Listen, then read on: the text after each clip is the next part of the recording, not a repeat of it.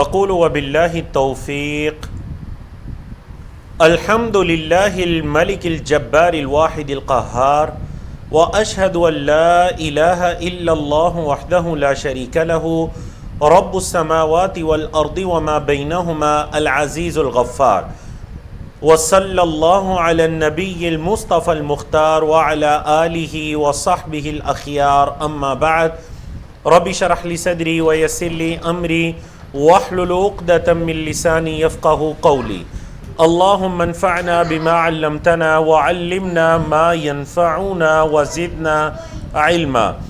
اللہ رب العزت کی توفیق سے ہم اپنی کتاب عمدۃ الاحکام کے اندر کتاب الحج کو شروع کر کے آج اس کو مکمل کرنے جا رہے ہیں۔ تو آج انشاءاللہ ہم کوشش کریں گے کہ کچھ تھوڑا سا اگر ٹائم اوپر بھی ہو جاتا ہے تو ہم اللہ کی توفیق سے کتاب الحج کو آسانی کے ساتھ مکمل کر سکے جی، کیونکہ آج ہم نے تقریباً 7-8 کے قریب حدیث کو پڑھنا ہے اور پھر ان حدیث کے اندر ہم انشاءاللہ العزیز عمدۃ الاحکام سے کتاب الحج کو مکمل کریں گے۔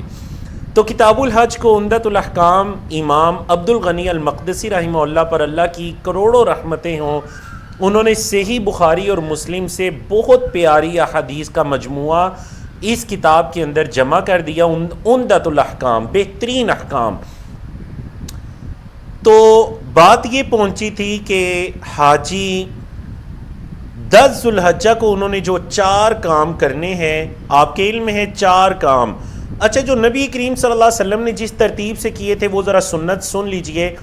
یہ جو 4 کام ہیں آپ صلی اللہ علیہ وسلم کی ترتیب کے ساتھ، آپ صلی اللہ علیہ وسلم مزدلفہ میں رات گزار کے سورج کے طلوع ہونے کے بعد جب مینا میں تشریف لائے تو سب سے پہلے آپ نے جو بڑا جمرہ تھا اس کو 7 کنکریاں ماری۔ دوسرے نمبر پر آپ صلی اللہ علیہ وسلم نے قربانی کی۔ تیسرے نمبر پر آپ صلی اللہ علیہ وسلم نے حلق یا تقصیر کروایا، اور چوتھے نمبر پر آپ صلی اللہ علیہ وسلم نے طواف افاضہ کیا۔ تو یہ 4 کاموں کی ترتیب ایسے ہے، سمجھا کہ نہیں؟ 4 کاموں کی ترتیب ایسے ہے۔ اب چونکہ صحابہ کرام ہزاروں کی تعداد میں، روایات کے مطابق، سیرت کی کتابوں کے مطابق لاکھ سے زیادہ تعداد صحابہ کرام تھی جو موجود تھے، تو بعض صحابہ کرام نے یہ ہوا کہ ان 4 کاموں کے اندر جو پہلے 3 کام تھے نا، ان کی ترتیب کے اندر تقدیم و تاخیر ہو گئی۔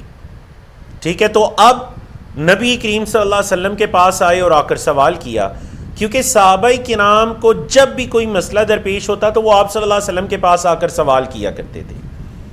تو یاد رکھیے گا، اگر ہم صحابہ کے طریقہ کار پر چلنا چاہتے ہیں تو آج چونکہ نبی کریم صلی اللہ علیہ وسلم ہمارے درمیان موجود نہیں ہیں، ہم ان سے سوال تو نہیں کر سکتے، تو ہمیں سوال کرنے پڑیں گے آپ صلی اللہ علیہ وسلم کی احادیث سے، قرآن مجید سے۔ ہمیں اپنے سوال کو علماء کرام پر پیش کرنا پڑے گا، اور علماء کرام قرآن و سنت کی روشنی میں ہماری رہنمائی فرمائیں گے۔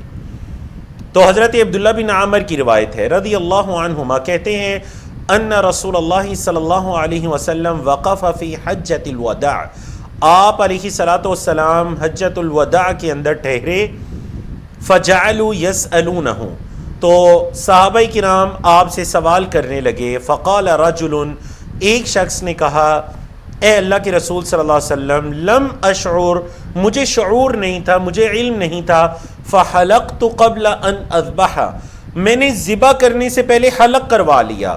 آپ کی ترتیب تو یہ تھی نا، رمی الجمرۃ العقبہ، بڑے جمرے کو 7 کنکریاں، حلق نہیں قربانی، اور پھر حلق۔ تو صحابی نے کہا کہ میں نے پہلے حلق کروا لیا قربانی سے پہلے، اب میں کیا کروں؟ قال، آپ صلی اللہ علیہ وسلم نے فرمایا، اذبح ولا حرج، ٹھیک ہے، اگر تم نے پہلے حلق کروا لیا ہے اور ذبح پہلے نہیں کروایا تو وہ بھی ذبح کروا لو، اور کوئی حرج نہیں ہے، مطلب تم پر کوئی دم نہیں ہے، کوئی گناہ نہیں ہے، کوئی حرج نہیں ہے۔ وجاء آخر، ایک اور صحابی آئے، فقال، انہوں نے کہا، لم اشعر، اے اللہ کے رسول صلی اللہ علیہ وسلم، مجھے بھی علم نہیں تھا، فنحرت، میں نے قربانی کر لی، قبل ان ارمیہ، کنکریاں مارنے سے پہلے، مطلب مینا میں پہنچ کر سب سے پہلا کام میں نے قربانی کر لی، کنکریاں بھی ابھی نہیں ماری تھیں۔ قال، آپ صلی اللہ علیہ وسلم نے فرمایا، ارمی ولا حرج، ٹھیک ہے ابھی کنکریاں مار لو، کوئی حرج نہیں ہے۔ اب یہ جو 3 کام ہیں نا، صحابہ فرماتے ہیں، حضرت عبداللہ بن عمر فرماتے ہیں فَمَا سُئِلَ يَوْمَئِذٍ عَنْ شَيْءٍ قُدِّمَ وَلَا أُخِّرَ، اس دن آپ صلی اللہ علیہ وسلم سے نہیں سوال کیا گیا کسی بھی چیز کے بارے میں جس کو پہلے کیا گیا یا بعد میں کیا گیا، الا قال، مگر آپ نے فرمایا افعل ولا حرج، اب کرو اور تم پر کوئی حرج نہیں ہے۔ مطلب جو 3 کاموں میں سے ایک آدھا کام پہلے کر چکے ہو، باقی رہ گئے ہیں، تو ٹھیک ہے وہ باقی والے کر لو، تم پر کوئی حرج نہیں ہے۔ اللہ اکبر۔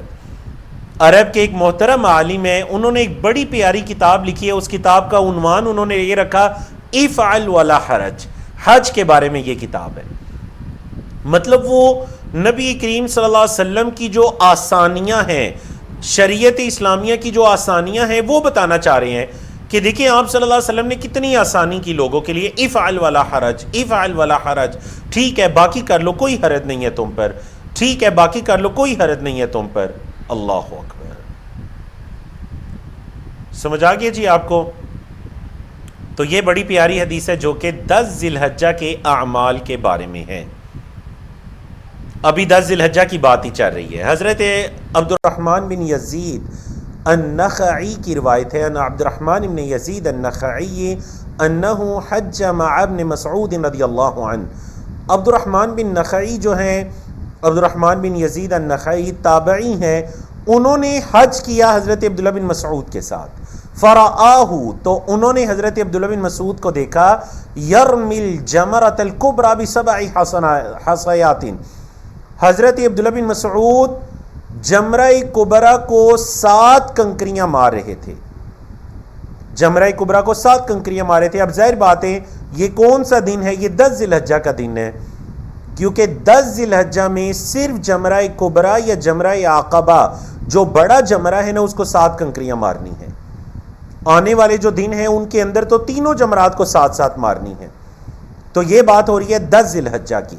حضرت عبد الرحمن کہتے ہیں، تابعی ہیں، کہتے ہیں میں نے حضرت عبداللہ بن مسعود کو دیکھا۔ کون عبداللہ بن مسعود؟ نبی کریم صلی اللہ علیہ وسلم کے عظیم صحابی، جن کے بارے میں آپ صلی اللہ علیہ وسلم نے کیا فرمایا تھا؟ تم عبداللہ بن مسعود کی پتلی پنڈلیوں سے ہنستے ہو، اللہ کی قسم یہ پنڈلیاں قیامت کے دن اللہ کے ہاں احد پہاڑ سے زیادہ وزنی ہوں۔ بڑے عظیم صحابی حضرت عبداللہ بن مسعود، فقہا صحابہ کرام میں سے۔ تو یہ وہ ان کا عمل بیان کر رہے ہیں حضرت عبد الرحمن۔ کیا عمل بیان کر رہے ہیں کہ حضرت عبداللہ بن مسعود نے کنکریاں ماریں 10 ذی الحجہ کو جمرہ عقبہ کو، تو کیسے ماریں؟ یعنی ان کی کیفیت بیان کریں۔ فجعل البیت عن یسارہ، بیت اللہ ان کے بائیں طرف تھا، ومنن عن یمینہ، اور مینا ان کے دائیں طرف تھا۔ آپ کو پتہ ہے جو نقشہ ہے نا وہ اس طرح سے ہے، مکہ مکرمہ سے جب آپ مینا کی طرف جاتے ہیں نا تو پہلے جمرات آتے ہیں، اس کے بعد مینا آتی ہے، ٹھیک ہے؟ تو ابھی بھی موجودہ دور میں جو راستے بنائے گئے ہیں نا، جب آپ ان راستوں سے جیسے ہی جمرات کی بلڈنگز میں انٹر ہوتے ہیں نا کنکریاں مارنے کے لیے، تو ان راستوں سے جیسے ہی انٹر ہوتے ہیں تو بیت اللہ آپ کے لیفٹ سائڈ پر ہوتا ہے مکہ مکرمہ، اور مینا آپ کے رائٹ سائڈ پر ہوتا ہے۔ تو یہی سنت ہے۔ حضرت عبداللہ بن مسعود نے نبی کریم صلی اللہ علیہ وسلم کی سنت پر عمل کیا۔ آپ صلی اللہ علیہ وسلم نے بھی ایسے ہی کنکریاں ماری تھی کہ بیت اللہ مکہ مکرمہ آپ کے بائیں طرف تھا اور مینا آپ کے دائیں طرف تھا۔ ثم قال، پھر حضرت عبداللہ بن مسعود فرماتے ہیں، ھذا مقام الذی انزلت علیہ سورۃ البقرہ، یہ وہ جگہ ہے جہاں سے کھڑے ہو کر میں کنکریاں ماروں، اس مقام پر آپ صلی اللہ علیہ وسلم پر سورۃ البقرہ نازل ہوئی تھی۔ اب ظاہر بات ہے سورۃ البقرہ پوری نازل نہیں ہوئی، بلکہ سورۃ البقرہ کی کچھ آیات نازل ہوئی تھیں، یہ مراد ہے ان کی۔ یہ وہ جگہ ہے جس پر آپ صلی اللہ علیہ وسلم پر سورۃ البقرہ نازل ہوئی تھی۔ یقین جانیے کوئی یہ کس طرح کہہ سکتا ہے، جس طرح کہ لاسٹ لیکچر میں بھی ہم نے یہ بات کی تھی کہ وہ نبی کریم صلی اللہ علیہ وسلم کی چال کو بیان کریں کہ آپ صلی اللہ علیہ وسلم جب عرفہ سے مزدلفہ کی طرف آئے تو کیسے چلے ہیں جی، جب میدان آیا تو کیسے چلے، اور جب گھاٹی آئی تو کیسے چلے۔ یہاں پر حضرت عبداللہ بن مسعود بیان کر رہے ہیں کہاں پر کھڑے ہو کر آپ صلی اللہ علیہ وسلم نے کنکریاں ماری تھیں، اور یہاں پر یہ واقعہ پیش آیا تھا۔ جنہوں نے نبی کریم صلی اللہ علیہ وسلم کے واقعات کو، اٹھنے بیٹھنے کو، کھڑے ہونے کو ہمارے سامنے بیان کر دیا. بتائیے کیا وہ صحابہ کرام نبی کریم صلی اللہ علیہ وسلم کے دین کو، آپ کی سنتوں کو، آپ کے طریقہ کار کو، احکامات کو ہمارے سامنے بیان نہیں کریں گے؟ اللہ اکبر. قربان جائیں ان صحابہ پر، قربان جائیں اس نبی کریم صلی اللہ علیہ وسلم پر. ایسی تربیت آپ صلی اللہ علیہ وسلم کی ان صحابہ کی کہ دین کو امانت سمجھ کر اگلے لوگوں تک پہنچایا.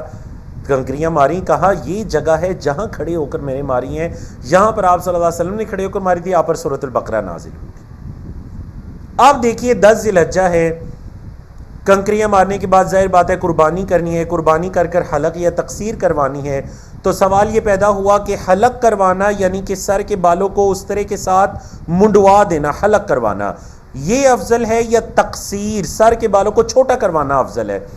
تو حدیث سن لیجئے، حضرت عبداللہ بن عمر کی روایت ہے. امیر المومنین حضرت عمر بن خطاب کے بیٹے ہیں حضرت عبداللہ بن عمر، عظیم صحابی ہیں. کہتے ہیں ان رسول اللہ صلی اللہ علیہ وسلم قال، یہ کہ اللہ کے رسول صلی اللہ علیہ وسلم نے فرمایا، کیا فرمایا؟ اللہم ارحم المحلقین، اے اللہ حلق کروانے والوں پہ رحم فرما. قالو، صحابہ کرام نے پوچھا، والمقصرین یا رسول اللہ، اے اللہ کے رسول صلی اللہ علیہ وسلم تقصیر کروانے والے؟ قال، آپ صلی اللہ علیہ وسلم نے فرمایا، اللہم ارحم المحلقین، اے اللہ حلق کروانے والوں پہ رحم فرما. قالو، صحابہ کرام نے فرمایا، والمقصرین یا رسول اللہ، اے اللہ کے رسول صلی اللہ علیہ وسلم تقصیر کروانے والوں کا بھی بتا دیجئے. قال، آپ صلی اللہ علیہ وسلم نے فرمایا، والمقصرین، اور تقصیر کروانے والے، بالوں کو چھوٹا کروانے والے. یعنی 3 میں سے جو 2 دعائیں ہیں وہ حلق کروانے والوں کے لیے ہے، اور ایک تیسری دعا تقصیر والوں کے لیے ہے. اور ایک روایت کے اندر 3 دعائیں حلق والوں کے لیے اور 4تھی مرتبہ تقصیر والوں کے لیے. تو اس سے ہمیں کیا پتہ چلتا ہے؟ اس سے یہ پتہ چلتا ہے کہ جس عمل کی فضیلت ہے زیادہ وہ حلق ہے، وہ سر کے بالوں کو منڈوا دینا ہے. اور دوسرے نمبر پر جس عمل کی فضیلت ہے وہ ہے سر کے بالوں کو چھوٹا کروانا، تقصیر. سمجھا گی نا آپ کو؟ تو اس وجہ سے کوشش کیجئے افضل امر پر عمل کریں، حلق کروائیں. اور اگر کوئی تقصیر کروانا چاہتا ہے تو بلا کسی اختلاف کے وہ بھی بالکل جائز ہے. ہاں فضیلت میں تھوڑی کم ہے لیکن بالکل جائز ہے، اس میں بھی کوئی حرج نہیں ہے. آگے چلیے جی. 10 ذی الحجہ کو 4 کام کرنے ہیں نا. یہ تو پہلے 3 کاموں کی بات چل رہی تھی. پہلا کام کیا کرنا ہے جی؟ جمرہ عقبہ کو 7 کنکریاں مارنی ہیں. دوسرا کام یہ کرنا ہے کہ قربانی کرنی ہے. تیسرا کام حلق یا تقصیر. چوتھا کام جو کرنے 10 ذی الحجہ کو وہ ہے طواف افاضہ، جس کو طواف زیارہ بھی کہتے ہیں. طواف افاضہ یا طواف زیارہ. اب ایک واقعہ پیش آتا ہے، واقعہ ذرا سن لیجئے. ام المومنین حضرت عائشہ اس حدیث کی راویہ ہیں. قالت، کہتی ہیں، حججنا مع النبی صلی اللہ علیہ وسلم، ہم نے نبی کریم صلی اللہ علیہ وسلم کے ساتھ حج کیا. یہ جو آپ صلی اللہ علیہ وسلم کی زندگی کا واحد حج تھا، حجۃ الوداع، اس میں حضرت عائشہ بھی ساتھ تھیں اور ام المومنین حضرت صفیہ بھی آپ صلی اللہ علیہ وسلم کے ساتھ تھی. اب ہوا اس طرح کہ حضرت عائشہ فرماتی ہیں فَأَفَضْنَا يَوْمَ النَّحْرِ، یوم النحر جو 10 ذی الحجہ کا دن تھا نا، قربانی کا دن، اس دن ہم نے طواف افاضہ کر لیا. اس دن ہم نے طواف افاضہ کر لیا. آپ پڑھ چکے ہیں نا کہ طواف افاضہ کو مؤخر بھی کیا جا سکتا ہے طواف وداع تک. تو کہتی ہیں ہم نے 10 ذی الحجہ کو یوم النحر کو طواف افاضہ کر لیا. تو اب ایک واقعہ یہ پیش آیا کہ فحاضت صفیہ، ام المومنین حضرت صفیہ جو تھیں ان کے ایام شروع ہو گئے. فاراد النبی صلی اللہ علیہ وسلم منہا ما یرید الرجل من اہلہ، نبی کریم صلی اللہ علیہ وسلم نے ان کے پاس جانے کا ارادہ کیا جیسے کوئی مرد اپنی زوجہ کے پاس جانے کا ارادہ کرتا ہے. فقلت یا رسول اللہ، ام المومنین حضرت عائشہ فرماتی ہیں میں نے کہا اللہ کے رسول صلی اللہ علیہ وسلم، انہا حائض، اے اللہ کے رسول صلی اللہ علیہ وسلم ان کے تو ایام شروع ہو چکے ہیں. قال، آپ صلی اللہ علیہ وسلم نے فرمایا احابستنا ہی، کیا یہ ہمیں روکنے والی ہیں؟ مطلب آپ صلی اللہ علیہ وسلم نے یہ سمجھا کہ ام المومنین حضرت صفیہ نے طواف افاضہ نہیں کیا چونکہ طواف افاضہ آپ پڑھ چکے ہیں حج کے ارکان میں سے ایک رکن ہے، تو چونکہ انہوں نے طواف افاضہ نہیں کیا تو اب وہ ہمیں روکنے والی ہیں، ان کی وجہ سے ہمیں رکنا پڑے گا۔ قالو، لوگوں نے بتایا یا رسول اللہ، اے اللہ کے رسول صلی اللہ علیہ وسلم، افادت یوم النحر، انہوں نے تو 10 ذی الحجہ کو طواف افاضہ کر لیا تھا۔ قال، تب آپ صلی اللہ علیہ وسلم فرمایا اخرجو، چلو نکلو۔ اگر صفیہ نے طواف افاضہ کر لیا ہے تو اس کا مطلب ہے ہم پھر رکیں گے نہیں۔ کیوں؟ کیونکہ ہمارا تو ان کا طواف وداع باقی ہے جو ایام کے شروع ہونے کی وجہ سے وہ نہیں کر سکتی، تو طواف وداع کی رخصت کا تذکرہ ہو رہا ہے کہ اگر کسی عورت کے ایام شروع ہو جاتے ہیں، اس نے طواف وداع نہیں کیا، تو شریعت اس کو یہ رخصت دیتی ہے کہ وہ سفر کر سکتی ہے اپنے باقی قافلے کے ساتھ۔ اگر اس کے لیے رکنا ممکن ہے، انتظار کرنا ممکن ہے آسانی کے ساتھ، تو وہ رکے، انتظار کرے، طواف وداع کرے جو کہ حج کے واجبات میں سے ہے۔ اور اگر اس کے لیے رکنا ممکن نہیں ہے، باقی قافلے والے نکل رہے ہیں یا اہل و یال نکل رہے ہیں یا ڈیٹ ٹکٹ طے تھا پہلے سے، وہ نہیں لیٹ ہو سکتے، تو اس کو چاہیے طواف وداع کیے بغیر وہ چلی جائے۔ لیکن اگر طواف افاضہ نہیں کیا تو پھر اس پر رکنا لازم ہے، کیونکہ طواف آپ صلی اللہ علیہ وسلم نے اسی لیے فرمایا تھا کہ شاید آپ یہ سمجھیں کہ انہوں نے طواف افاضہ نہیں کیا تو فرمانے لگے آپ یہ ہمیں روکنے والی ہیں، ان کی وجہ سے ہمیں رکنا پڑے گا کیونکہ صفیہ کے ایام شروع ہو گئے ہیں، وہ طواف نہیں کر سکتی۔ تو نہیں بتایا کہ نہیں، انہوں نے طواف افاضہ کر لیا تھا۔ تو آپ صلی اللہ علیہ وسلم فرمایا اخرجو، چلو پھر ہم نکلو، اب نکلو۔ وفی لفظ،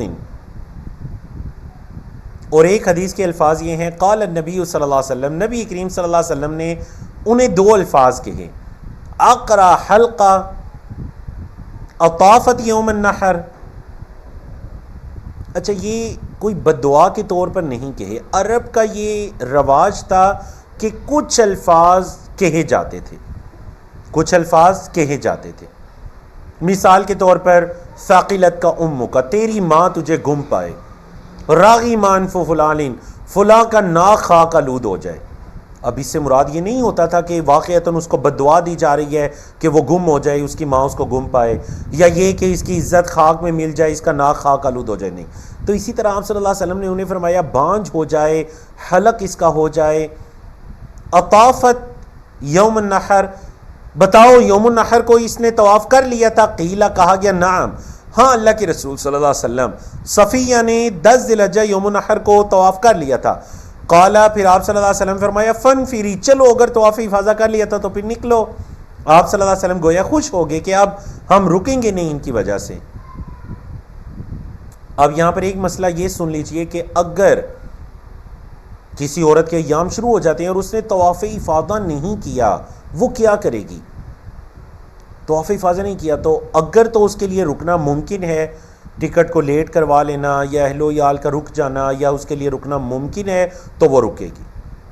اور علماء کرام فقہا کا یہ فتویٰ موجود ہے، سعودی عرب کے فقہا کا بھی، کہ اگر اس نے طواف افاضہ نہیں کیا اور اس کے ایام شروع ہو جاتے ہیں، چونکہ طواف افاضہ کرنا حج کا رکن ہے، رکن اگر واجب میں سے کوئی چیز رہ جاتی ہے تو دم دینے سے وہ کمی پوری ہو جائے گی، لیکن اگر رکن رہ جاتا ہے تو دم وغیرہ سے وہ کمی پوری نہیں ہوگی۔ اب چونکہ رکن کا معاملہ آ گیا تو علماء کرام نے کہا ہے کہ وہ اسی حالت میں طواف کرے گی اور وہ مکہ مکرمہ کو چھوڑ دے گی۔ مسجد حرام بیت اللہ کے اندر زیادہ دیر وہ نہیں رکے گی اور طواف کر کے اس کا بس یہ رکن ادا ہو جائے گا اور وہ مکہ مکرمہ کو چھوڑ سکتی ہے۔ سمجھا کہ آپ کو جی؟ اور دوسری جو اہم ترین نقطہ ہے اس حدیث کے اندر، دیکھیے آپ صلی اللہ علیہ وسلم کے اہل و یال کے ایام کا تذکرہ پوری امت کے سامنے ہو رہا ہے۔ آپ ذرا اپنے بارے میں سوچئے نا، کیا ہم ایسی بات کو پسند کریں؟ نہیں، لیکن یہ ایک رسول کی زندگی ہے، یہ اللہ کے پیغمبر کی زندگی ہے۔ اس زندگی کے جو نجی معاملات بھی ہیں وہ امت کے سامنے آنے چاہیے۔ کیوں؟ کیونکہ نبی کریم صلی اللہ علیہ وسلم کوئی صرف مسجد کی حد تک ہمارے لیے اسوہ حسنہ نہیں ہے، آپ صلی اللہ علیہ وسلم گھر کے اندر بھی، حتیٰ کہ بند کمرے میں بھی، میاں بیوی کے درمیان جو کچھ ہوتا ہے اس میں بھی آپ صلی اللہ علیہ وسلم ہی ہمارے لیے اسوہ حسنہ ہے. اور قربان جائیں ازواج مطہرات پر جنہوں نے ایسے معاملات امت کو بتائے تاکہ امت کے لیے رہنمائی ہو جائے. آج دیکھیے نا، لاکھوں کی تعداد میں جو خواتین حج عمرہ کرتی ہیں، کیا انہیں ایسے مسائل درپیش نہیں آتے؟ یقیناً آتے ہیں. تو الحمدللہ الحمدللہ شریعت کے اندر کیا ان کا حل ہمارے سامنے نہیں ہے؟ الحمدللہ موجود ہے. ابھی آپ نے پڑھا. کریڈٹ کس کو جاتا ہے؟ ازواج کو جاتا ہے، امہات المؤمنین کو جاتا ہے. نعوذ باللہ من ذالک، نعوذ باللہ من ذالک. اگر کوئی حضرت عائشہ کی طرف انگلی اٹھائے گا، اگر کوئی حضرت صفیہ، حضرت حفصہ کی طرف انگلی اٹھائے گا، تو یاد رکھیے گا یہ انگلی آپ صلی اللہ علیہ وسلم کی گھریلو زندگی کی طرف اٹھے گی. اس وجہ سے ہم کہتے ہیں صحابہ کرام ریڈ لائن ہیں، کیونکہ یہ اللہ کی شریعت کو ہم تک پہنچانے والے ہیں. مت سمجھیے کہ اگر کوئی انسان اٹھ کر بڑے لاجیکلی طریقے سے دلیل اور منطق کے ساتھ گفتگو کرتے ہوئے یہ ثابت کرتا ہے کہ چونکہ حضرت معاویہ نے ایسے کیا تو یہ ہو گیا، اور پھر نعوذ باللہ اس کے دل میں حضرت معاویہ یا حضرت عثمان کے بارے میں یا حضرت ابوبکر یا حضرت عمر کے بارے میں کوئی کھوٹ پایا جاتا ہے، تو یہ یہاں پر سٹاپ ہو جائے گا یا معاملہ حضرت معاویہ تک رک جائے گا؟ نہیں، وہ رکے گا نہیں. وہ تمام صحابہ کرام تک جائے گا، تمام صحابہ کرام پر انگلی اٹھے گی، کیونکہ حضرت معاویہ کی بیعت کرنے والے تمام صحابہ کرام تھے. اس وجہ سے یہ صحابہ ہیں، ان کا مقام و مرتبہ، ان کی قدر و منزلت جاننا لازمی ہے. یہ امہات المومنین ہیں، اللہ ان سے راضی ہو. حضرت عبداللہ بن عباس کی روایت ہے، قال کہتے ہیں امیر الناس، لوگوں کو یہ حکم دیا گیا. دیکھیں اب ماشاءاللہ حج کا ٹاپک مکمل ہو رہا ہے تو بات پہنچی طواف وداع تک. اور آپ کو پتہ ہے نا یہ وہ آخری کام ہے جو حاجی نے حج کے ایام میں یا حج کے ارکان واجبات میں کرنا ہوتا ہے، جو آخری کام ہے طواف وداع. تو حضرت عبداللہ بن عباس رضی اللہ عنہما فرماتے ہیں امیر الناس ان یکون آخر عہدہم بالبیت، لوگوں کو یہ حکم دیا گیا کہ ان کا جو سب سے آخری کام ہونا چاہیے نا وہ بیت کے ساتھ، وہ بیت اللہ کا طواف ہونا چاہیے. ہاں الا مگر انہ خفف عن المرأة الحائض، جو ایام والی عورت ہے اس سے تخفیف کر دی گئی کہ اگر کسی عورت کے ایام شروع ہو چکے ہیں تو پھر وہ اس کا آخری کام بیت اللہ کا طواف نہیں ہونا چاہیے، وہ بغیر طواف کے بھی جا سکتی ہے. ادروائز جو بھی مکہ مکرمہ کو چھوڑنے کا ارادہ کرے گا تو اس کا آخری کام بیت اللہ کا طواف ہونا چاہیے. اب یہاں پر اس دور کے اندر، جدید دور میں جو مسئلہ درپیش آتا ہے وہ یہ مسئلہ درپیش آتا ہے کہ دیکھیں بعض اوقات اس طرح ہوتے ہیں کہ آپ کے جو گروپ والے ہوتے ہیں وہ انہوں نے آپ کو یہ مطلب آپ نے دوپہر کے 12 بجے مکہ مکرمہ کو چھوڑنا ہے، وہ آپ کو یہ کہتے ہیں کہ فجر کی نماز پڑھ کے طواف وداع کر کے آپ لوگ آ جائیں. یہ ایسا ہوتا ہے یا نہیں ہوتا؟ فجر کی نماز پڑھ کے طواف وداع کر کے آ جائیں. کیوں؟ کیونکہ پھر یہ 5-6 گھنٹے ہم سفر کی تیاری میں، بسوں میں سوار ہونا، سامان، جانچ پڑتال، دیگر چیزیں، کوئی رہ نہیں گیا، کوئی لیٹ نہیں ہو گیا.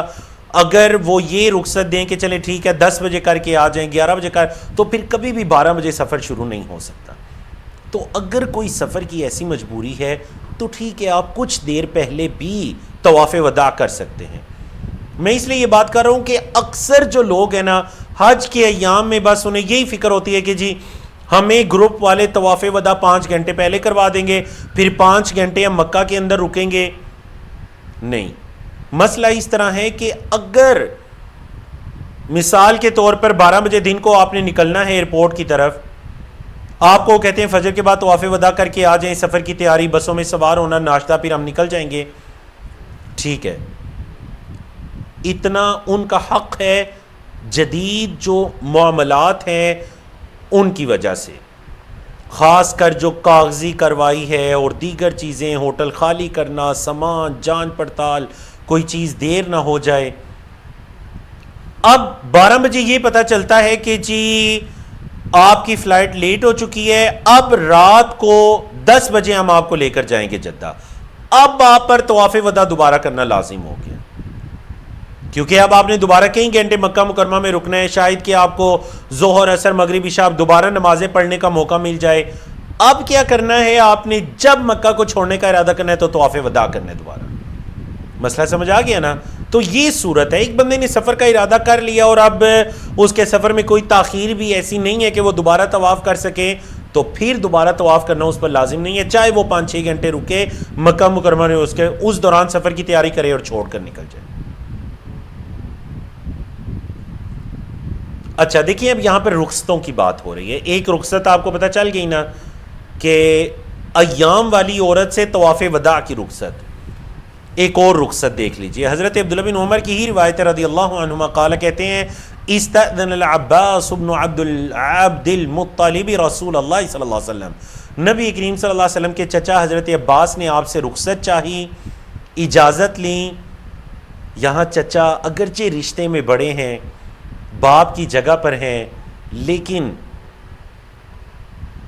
اجازت کس سے لے رہے ہیں؟ اپنے بھتیجے سے. کیوں؟ کیونکہ بھتیجے اللہ کے رسول ہیں, اتھارٹی وہ ہیں, مسئلے بتانے کا, حل بتانے کا اختیار ان کو ہے اللہ کی طرف سے. تو چچا آ کر بھتیجے سے پوچھ رہے ہیں, کیا اجازت لی؟ ان یبیت بمکۃ اللیالی منن, کہ وہ اب مینا کی راتیں 10-11 کی درمیانی رات, 11-12 کی درمیانی رات, اور اگر کوئی رکنا چاہے تو 12-13 کی درمیانی رات مینا میں گزارنی ہے. لیکن حضرت عباس نے یہ اجازت لی کہ یہ راتیں وہ مکہ کے اندر گزارے تھے. عذر یہ ہے کہ من اجل سقایتہ, کیونکہ مکہ مکرمہ میں ان کی ڈیوٹی حاجیوں کو پانی پلانے کی ہے, تو وہ مکہ میں یہ راتیں گزارنے چاہتے ہیں. فآذن لہ, تو آپ صلی اللہ علیہ وسلم نے ان کو اجازت دے دی. تو یاد رکھیے گا, اگر کوئی ایسا صاحب عذر ہے تو اس کے لیے یہ واجب ہے مینا کے اندر راتیں گزارنے کا واجب, یہ واجب بھی اسے ساقط ہو جائے گا مجبوری کی حالت میں.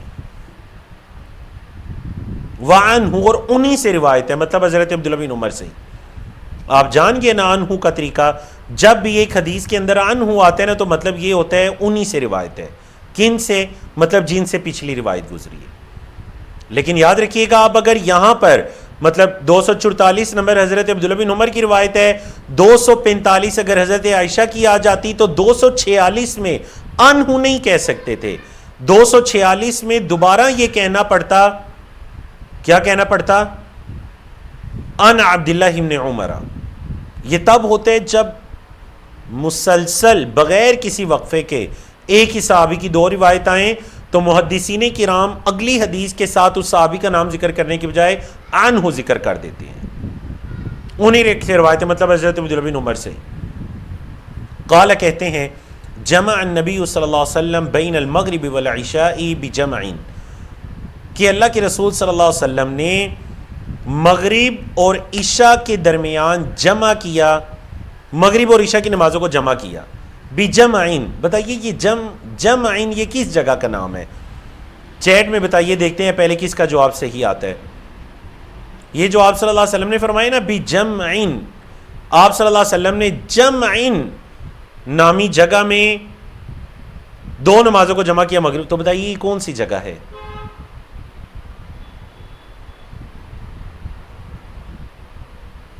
نہیں, غور کریں, سوال سمجھ آ گیا نا آپ کو. آپ صلی اللہ علیہ وسلم نے مغرب اور عشاء کی نمازوں کو جمع کیا بجمعین, جمع کی جگہ پر, لکل واحدۃ منہما باقامہ, ہر ایک کے لیے الگ سے اقامت کہی. مغرب کی اقامت الگ تھی, عشاء کی اقامت الگ تھی, نمازیں جمع کی. اب جو بات درست آ رہے ہیں, اس سے مراد مزدلفہ ہے. کچھ لوگ عرفات کہہ رہے ہیں. دیکھیں مغرب اور عشاء کی نماز تو عرفات میں نہیں ہوگی نا. میری دعا ہے اللہ رب العزت آپ سب کو حج کی عبادت نصیب کرے. انشاءاللہ آپ ایک مرتبہ حج کر کے آئیں تو آپ زندگی بھر کبھی حج کو بھولیں گے نہیں. تو جو مغرب اور عشاء کی نمازوں کو جمع کیا جائے گا نا, یہ مزدلفہ میں جمع کیا جائے گا. عرفہ میں تو ظہر عصر کی 2 نمازوں کو جمع کیا جائے گا. سمجھ آ گئی نا؟ تو جمعین سے مراد مزدلفہ ہے. اس کو جمعین اس لیے کہا گیا کہ سارے لوگ عرفات سے جب پلٹتے نا تو یہاں پر جمع ہو جاتے. تو یہاں پر مغرب اور عشاء کی نمازوں کو جمع کیا, ٹھیک ہے, ہر ایک کی الگ سے اقامت کی, مغرب کی الگ اقامت, عشاء کی الگ اقامت. وَلَمْ يُسَبِّحْ بَيْنَهُمَا, ان دونوں کے درمیان نفل نہیں پڑھے, نفل نماز نہیں پڑھی, مطلب جو مغرب کی 2 سنتیں تھیں نہیں پڑھی. وَلَا عَلَىٰ إِثْرِ وَاحِدَةٍ مِّنْهُمَا, اور نہ ہی ان دونوں نمازوں کے بعد کوئی نفل نماز پڑھی. مطلب حضرت عبداللہ بن عمر بتانا یہ چاہ رہے ہیں کہ دیکھیں یہ مزدلفہ کی رات ہے, آرام کیجئے اس رات کے اندر, کیونکہ اگلے دن جو 10 ذی الحجہ ہے حاجی نے سب سے زیادہ کام کرنے ہوتے ہیں. جمرہ کبریٰ کو, عقبہ کو 7 کنکریاں مارنی ہے, قربانی کرنی ہے, حلق کروانا ہے, طواف افاضہ کرنا ہے اگر کوئی کرنا چاہے, حج تمتع کرنے والے نے سعی بھی کرنی ہے. تو 10 ذی الحجہ کو حاجی نے کتنے کام کرنے ہیں. تو اب دیکھیے حاجی نے جب اتنے کام کرنے ہیں 10 ذی الحجہ کو, تو پھر مزدلفہ کی رات کو وہ مکمل آرام کرے, رات کو وہ تہجد نہ پڑھے, نفلی نماز نہ پڑھے, کیونکہ آپ صلی اللہ علیہ وسلم نے اس رات میں نفلی نماز نہیں پڑھی. تو وہ مکمل آرام کرے تاکہ اگلے دن جسم کی راحت کے ساتھ دیگر اعمال کر سکے. سمجھ آ گیا نا آپ کو؟ تو دوسرا نقطہ یہ ہے کہ جب بھی سفر کے اندر 2 نمازوں کو قصر کیا, اچھا یہ یہاں پر قصر بھی تھی, مغرب کی 3 رکعت تھی اور عشاء کی 2 رکعت تھی. جب بھی نمازوں کو جمع اور قصر کیا جائے گا نا تو جو نوافل ہیں, سنتیں ہیں, سنت موقدہ بھی وہ ساقط ہو جائیں گی. کیوں؟ وجہ یہ ہے کہ جب فرض نماز عادی ہو گئی, قصر ہو گئی, تو پھر نفل نماز معاف ہو گئی, تو نفل نماز نہیں پڑھی جائے گی. بعض لوگ جو یہ سختی کرتے ہیں نا کہ نہیں جی عرفہ میں بھی پوری 4 رکعت پڑھنی ہے, جمع نہیں کرنی, اپنے اپنے ٹائم پر پڑھنی ہے, اور مزدلفہ پہنچ کر بھی پوری نماز پڑھنی ہے, مغرب 3 رکعت پڑھنی ہے, عشاء 4 رکعت پڑھنی ہے, جمع بھی, نعوذ باللہ, یہ شریعت میں سختی ہے. جب اللہ نے رخصت دی, نبی کریم صلی اللہ علیہ وسلم نے عمل کیا, تو آپ بھی اس پر عمل کیجئے. نبی کریم صلی اللہ علیہ وسلم نے فرمایا ان اللہ یحب ان تؤتى رخصه كما يحب ان تؤتى عزائمه او فرائض, جیسے اللہ کو یہ پسند ہے کہ اللہ کے فرائض پر عمل کیا جائے, اسی طرح اللہ کو یہ پسند ہے کہ اس کی رخصتوں پر عمل کیا جائے. اس نے اپنے بندوں کو کوئی رخصت دی اور بندے اس رخصت پر عمل کر رہے ہیں, اللہ کو یہ بات بڑی پسند ہے, تو ہمیں بھی رخصتوں پر عمل کرنا چاہیے. سفر کے اندر نمازوں کو جمع بھی کریں, قصر بھی کریں. پانی نہیں مل رہا, مجبوری آ گئی ہے, تیمم کر لیجئے. اگر موزے پہنے ہیں, جرابیں پہنی ہیں, مسح کر لیجئے. یہ شریعت کی رخصتیں ہیں, آسانیاں, ان پر عمل کیجئے. الحمدللہ کتاب الحج کے ہم آخری باب میں پہنچ چکے ہیں, جس باب کے اندر اللہ کی توفیق سے ہم نے کل 2 احادیث کو پڑھنا ہے. سب سے آخری حج, سب سے کتاب الحج کا آخری چیپٹر. الحمدللہ اللہ کی توفیق سے کتاب الحج کے 4تھے سیشن میں ہم اس کتاب کو مکمل کر رہے ہیں, اور عمدۃ الاحکام کا آج کتنا سیشن ہے, میری ذہن سے نکل رہا ہے, 32واں یا 32 یا 33, اچھا 32واں, ٹھیک ہے, بارک اللہ فیکم. عمدۃ الاحکام کا آج 32واں سیشن ہے الحمدللہ, جس کے اندر ہم اس کتاب کے اندر عمدۃ الاحکام کے اندر کتاب الحج کو پڑھ رہے ہیں. اور الحمدللہ اس کے بعد جو کتاب البیوع تھا وہ ہم نے رمضان سے پہلے پڑھ لیا تھا.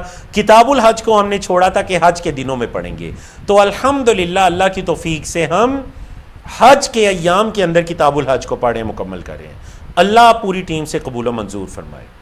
باب ہے جی باب المحرم یأکل من صید الحلال, احرام والا بندہ حلال شکار سے کھا سکتا ہے. اب دیکھیں مسئلہ اس طرح ہے, آپ پہلے پڑھ چکے ہیں کہ جب کوئی بندہ احرام کی حالت میں آ جاتا ہے نا, تو کچھ کام کرنا اس پر ممنوع ہو جاتے ہیں, جنہیں عربی زبان میں کہتے ہیں محظورات احرام. محظورات احرام, احرام کے اندر ممنوع کام. ان ممنوع کاموں میں سے یہ کام بھی تھا کہ وہ شکار نہیں کر سکتا. یہ بھی منع ہے کہ وہ شکار نہیں کر سکتا, اور یہ بھی منع ہے کہ وہ کسی کو بھی نہیں کہہ سکتا کہ میرے لیے وہ شکار کریں. وہ دیکھیں خرگوش، وہ دیکھیں جنگلی گائیں، ہرن، جاؤ جا کر اس کو شکار کرو. نہیں، نہ وہ خود کر سکتا ہے نہ وہ کسی کو کہہ سکتا ہے. ٹھیک ہے جی. اب حدیث پڑھیے، ایک واقعہ پیش آیا. عن ابی قتادہ الانصاری رضی اللہ عنہ، حضرت ابو قتادہ انصاری کی روایت ہے، ان رسول اللہ صلی اللہ علیہ وسلم خرج حاجا فخرجوا معه، آپ صلی اللہ علیہ وسلم جب حج کے ارادے سے نکلے حجۃ الوداع کے موقع پر، 10 جو ہجری تھی اس میں، فخرجوا معه، تو صحابہ کرام بھی آپ کے ساتھ نکلے. فصرف طائفة منہم ابو قتادہ، تو ایک گروہ کو آپ صلی اللہ علیہ وسلم نے بھیج دیا. کس طرح بھیج دیا؟ وقال، فرمایا، خذوا ساحل البحر، مدینہ سے اب ہم نے جب مکہ کی طرف جانا ہے نا، تم ذرا سمندر کے کنارے کنارے سے آؤ. وجہ یہ تھی کہ کہیں کوئی دشمن عرب قبائل میں سے کوئی قبیلہ اٹھ کر مسلمانوں پر حملہ نہ کر دے. نبی کریم صلی اللہ علیہ وسلم حجۃ الوداع کے لیے مکہ مکرمہ تشریف لے جا رہے ہیں. مکہ فتح ہو چکا ہے، مکہ کے اندر تو کسی قسم کی بغاوت کا ڈر نہیں، لیکن کوئی راستے کے اندر نہ حملہ کر دے. تو دیکھیں نا، یہ آپ صلی اللہ علیہ وسلم کی ایک بہترین سپہ سالاری تھی اور کتنی احتیاط تھی کہ آپ صلی اللہ علیہ وسلم دشمنوں کا کتنا ڈر رکھ رہے ہیں. اور یہ بالکل بھی توکل کے منافی نہیں ہے. احتیاط کرنی چاہیے، پہلے احتیاط کیجئے پھر اللہ پر توکل کیجئے. تو ایک گروہ کو بھیجا کہ جاؤ جا کر سمندر کے کنارے کنارے تم اس طرف سے چل کر آؤ، حتی نلتقی، یہاں تک کہ پھر مکہ میں ہماری ملاقات ہو. اچھا، اس گروہ میں ابو قتادہ بھی تھے، عظیم صحابی حضرت ابو قتادہ. فاخذوا ساحل البحر، وہ سمندر کے کنارے کنارے، اردو میں بھی آپ ساحل ہی کہتے ہیں نا، ساحل سمندر، وہ ساحل پر چلتے چلتے آئے. یہ جو جدہ والا ہے نا سمندر، اسی پر. فلما انصرفوا، جب وہ پھر گئے تو احرموا كلهم الا ابا قتادہ لم يحرم، جب وہ گئے نا تو سب نے احرام باندھ لیا لیکن ابو قتادہ نے احرام نہیں باندھا. ان کا حج کا ارادہ نہیں تھا یا انہوں نے احرام نہیں باندھا. فبینما ہم یسیرون اذ رأوا حمر وحش، وہ چل رہے تھے تو انہوں نے دیکھا ایک جنگلی گدھا جسے نیل گائیں بھی کہا گیا، بعض نے زیبرا سے اس کی تشریح کی. تو ایک جنگلی گدھا انہوں نے دیکھا. فحمل ابو قتادہ علی الحمر فعقر منها اتانا، تو حضرت ابو قتادہ نے ان پر حملہ کیا اور ایک جو فیمیل تھی نا، مطلب جسے مادہ کہتے ہیں، مادہ مونس، ایک نیل گائیں کو لے آئے. اب صحابہ کہتے ہیں فنزلنا فاکلنا من لحمها، ہم نے پڑاؤ ڈالا اور ہم نے اس کے گوشت سے کھایا. ثم قلنا، پھر ہم نے کہا انأکل لحم صید، کیا ہم شکار کا گوشت کھا سکتے ہیں؟ وَنَحْنُ مُحْرِمُونَ، اور ہم احرام کی حالت میں ہیں. اب وہ یہ پریشان ہو گئے، کھا تو لیا انہوں نے لیکن اب یہ پریشان ہو گئے کہ احرام کی حالت میں ہم شکار کا گوشت کھا سکتے تھے یا نہیں، واللہ عالم. کیونکہ محرم کے لیے تو شکار کرنا تو منع ہے، لیکن کیا کسی دوسرے نے شکار کیا تو کیا گوشت کھانا بھی منع ہے؟ سمجھ آئی نا آپ کو؟ مسئلہ سمجھ آ گیا نا؟ تو کہتے ہیں فحملنا ما بقی من لحمها، جو کچھ گوشت تھوڑا بہت باقی بچا تھا نا وہ ہم اپنے ساتھ لے کر آگے. فادرکنا رسول اللہ صلی اللہ علیہ وسلم فسألناہ، ہم نے آپ صلی اللہ علیہ وسلم کو پایا، ہم نے سوال کیا عن ذالک، اس بارے میں. قال، تو آپ صلی اللہ علیہ وسلم نے فرمایا منکم احد امرہ ان یحمل علیہا واشار الیہا، اے حاجیو، اے محرمو، احرام کی حالت والے لوگوں، ذرا بتاؤ کیا تم میں سے کسی ایک نے اسے تو نہیں کہا تھا کہ جا کر شکار کرو، یا کوئی اشارہ تو نہیں دیا تھا کہ وہ دیکھو شکار؟ قالو، انہوں نے کہا اللہ نہیں، اللہ کے رسول صلی اللہ علیہ وسلم ایسا کچھ نہیں ہوا. قالا، تو آپ نے فرمایا فکلوا ما بقی من لحمها، پھر جو گوشت باقی ہے وہ کھاؤ پیو. وفی روایت، اور ایک حدیث کے اندر یہ الفاظ ہیں فقالا، آپ نے فرمایا هل معکم منہ شیء، کیا کچھ بچا بھی ہے تمہارے پاس؟ فقلت نعم، تو میں نے کہا ہاں بچا ہے. ابو قتادہ کہتے ہیں جی ہمارے پاس کچھ ہے. فناولتہ العضدہ، تو وہ جو اس کی ایک اگلی ران ہوتی ہے نا، دستی جسے کہتے ہیں، دستی، وہ جو اس کی ایک دستی تھی میں نے آپ صلی اللہ علیہ وسلم کو پیش کی. فاکلھا، تو آپ صلی اللہ علیہ وسلم نے بھی اس کو کھایا.